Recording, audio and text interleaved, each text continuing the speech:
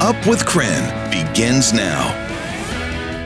Good morning. Welcome to Up with KREM. It is 6 o'clock now. I'm Nicole Hernandez. Well, we want to wish you a happy first day of fall this morning. We've got our meteorologist Thomas Patrick here with us, and Thomas, this morning feels like fall. Ooh, it sure is a bit chilly out here, Nicole. Temperatures have been well down into the 40s for this first official day of the fall season. So nice that it actually feels the part for once. The equinox is officially at 11:19 a.m., but the weather already getting us started with those cooler temperatures. Looks beautiful in the sky, by the way, with that little bit of orange hanging out in the eastern horizon. We're about 30-40 minutes away from sunrise right now, but we're currently at 44 degrees. Definitely our coldest start to the day that we've had at any point, well, this either late summer or early fall season. But the summer weather isn't going to stay away too long. It might bleed into the fall season here because it is looking pretty warm, especially across the country this week for early fall, and that does include us here in the Inland Northwest. And we're taking a live look at traffic this morning. There's not too many cars on the road quite yet. It's still early on a Monday morning.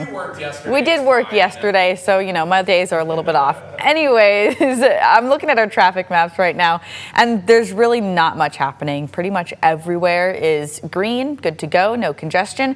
The only spot we're seeing is Highway 53 at Prairie and Beck Road. Looks like there's a decent little backup at that intersection. But other than that, if you're heading out the door, things are looking pretty smooth. The Pullman Police Department is asking for help finding a 20-year-old shooting suspect. Police are looking for Ja'Cory Buchanan. He's 5'7" tall. He's a black man wearing a white shirt, blue jeans, and white shoes. Pullman PD says he left the scene in a gray 2025 Hyundai Sonata with Minnesota plates. Officers suspect he shot a 19-year-old man in the abdomen early Sunday morning. Fortunately, the 19-year-old should make a full recovery. And PPD says the shooting was isolated, so nobody is in danger in Pullman. Well, at the end of August, U.S. Border Patrol arrested 2 firefighters battling the Bear Gulch fire. Now, one of the men's lawyers is asking a judge to order his release. 23-year-old Rigoberto Hernandez also filed a motion for a temporary restraining order.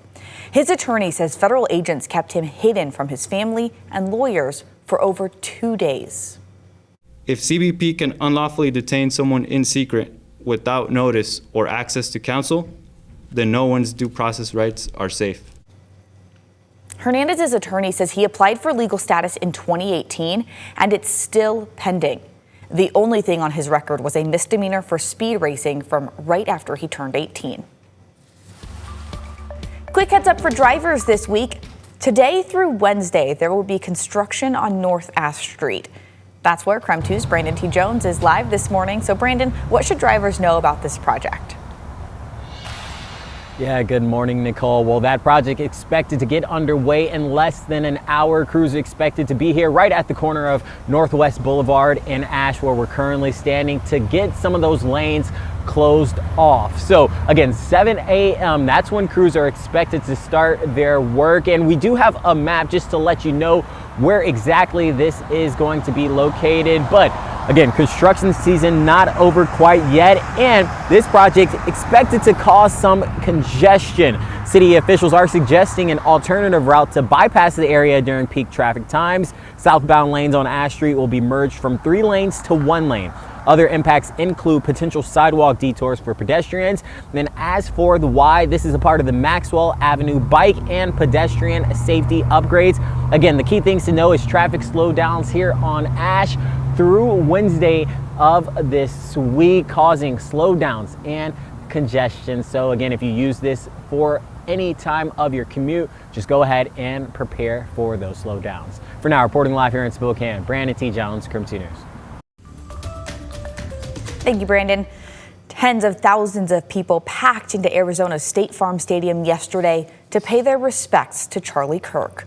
More than a dozen people spoke at the event, including President Donald Trump. CBS News' Bradley Blackburn has more. I forgive him. During an emotional tribute, Erica Kirk told thousands of mourners she forgives the man accused of killing her husband, conservative activist Charlie Kirk. The answer to hate is not hate. The answer we know from the gospel is love, and always love. Moments later, President Trump took the stage and sounded a different note. That's where I disagreed with Charlie. I hate my opponent. In his remarks, the president praised Charlie Kirk. He's a martyr now for American freedom. And veered into politics. Tariffs are making us rich again. We're going to save Chicago. The president was seen smiling and chatting with former advisor, billionaire Elon Musk, as top officials took to the stage, some issuing a call to action in Kirk's name. For Charlie, we will rebuild this United States of America to greatness. They cannot imagine what they have awakened. President Trump again said he plans to posthumously award Kirk the Presidential Medal of Freedom soon. Bradley Blackburn, CBS News, New York. Today, President Trump says he will make a major announcement about autism. The president previewed the announcement during the memorial service for Charlie Kirk. The Washington Post reports he will likely link autism in children with the use of Tylenol during pregnancy. The head of the American College of Obstetricians and Gynecologists issued a statement. That said, previous research confirms there is no clear evidence linking acetaminophen to autism. Australia, Canada, and the United Kingdom are among 9 new countries recognizing Palestine as a state. U.S. and Israel, longtime allies, oppose this move. Israel's prime minister is vowing to fight this global push, calling it false propaganda. We will need to fight at the UN and in other arenas against the false propaganda directed at us and against the calls for the establishment of a Palestinian state. That would endanger our existence and serve as an absurd reward for terrorism. The international community will hear from us on this matter in the coming days. We're expecting more countries to recognize Palestine this week at the United Nations General Assembly in New York. It is 6:08 to another check of our weather forecast, where conditions are clear this morning across most of the inland Northwest, and that means it has left the area pretty cold for this first day of fall. A lot of temperatures in the 40s right now, and in Pullman you got down to 39 last hour. It's increased, but only by a single degree to 40. So it is very chilly, so make sure to grab a light jacket or a sweatshirt on your way out the door this morning. Now, with all the sunshine we're going to get today, that will help. At 69 for the high temperature, that is going to be warmer than yesterday, funny enough, but it doesn't stop there. I'll show you what days I'm forecasting in the 80s later this week. Tonight, local police will help serve guests at the Texas Roadhouse here in Spokane. The Tip a Cop event will raise money for Special Olympics Washington.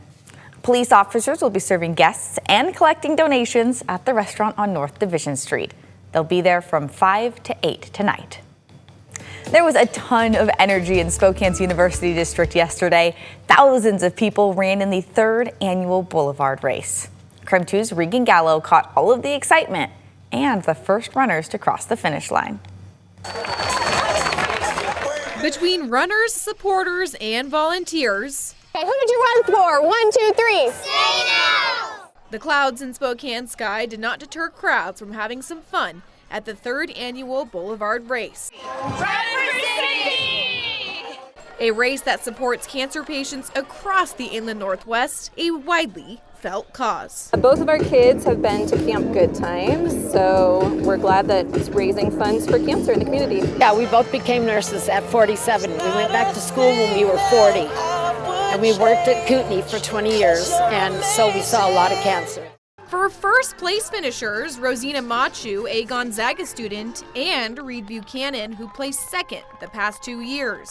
Cancer sucks, so let's keep doing our part. It was more than just an opportunity to support a meaningful cause, but to achieve their personal best. Let's be conservative, and the race went off, and I was just like, we're not going conservative anymore. That plan went out the window. And I wasn't sure if I was going to come back this year. And John O'Neill, he told me, he's like, no, you got to come back. You got to come back. And I'm happy I did. So from casual walkers to elite runners, Everyone found common ground at the finish line, a shared commitment to ending cancer.